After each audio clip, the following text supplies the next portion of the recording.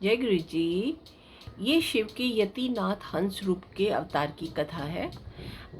अर्बुदाचल पर्वत के समीप एक आहुक नामक भील था, जिसकी पत्नी का नाम आहुका था, जो बड़ी पतिव्रता और शिव भक्त थी। एक समय शिव की भक्ति में रत वह भील अपनी स्त्री के आहार के लिए बहुत दूर निकल गया। उस समय यति के रूप में भगवान शंकर सायंकाल को उसके घर पहुंचे। तब तक वह भील भी घर लौट आया था। उसने सविधि उस यतिनाथ का पूजन किया। यति ने भील से कहा, आज रात्रि मुझे यहाँ ठहरने का स्थान दे दो, प्रातःकाल मैं यहाँ से चला जाऊँगा। भील ने कहा, मेरे पास बहुत थोड़ा स्थान है, इसमें आप कैसे रहेंगे? ये सुनकर वे सन्यासी जाने लगा। तब भीलनी ने मन में विचार कर अपने पति से कहा, ये अतिथि हैं, इन्हें विमुख ना करो, गृहस्थ धर्म का विचार करो, अन्यथा हमारा धर्म क्षय होगा। आप सन्यासी के साथ घर में रहो, मैं बानों के साथ घर के बाहर रह जाऊंगी। अपनी स्त्री की धर्ममयी वाणी सुन भील बोला, नहीं, मैं ही घर के बाहर रहूंगा, और अपने बाण और अस्त्र लेकर घर के बाहर चला गया। सन्यासी और उसकी भीलनी स्त्री घर में रहे।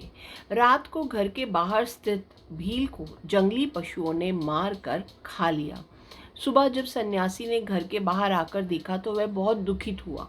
भीलनी भी बहुत दुखित हुई, पर उसने अपना दुख प्रकट नहीं किया और वह बोली, आप किंचित दुख ना करें, अतिथि सेवा में प्राण विसर्जन करना भी धर्म है। मैं अपनी पति की चिता के साथ अग्नि में प्रवेश कर सती हो जाऊंगी, यही स्त्रियों का धर्म है। और वह चिता में जा बैठी। उसी समय शंकर जी ने प्रकट होकर उनको धन्य धन्य कहा और वर देकर दूसरे जन्म में अपने ही रूप वाला सन्यासी और स्वयं हंस रूप का संयोग किया।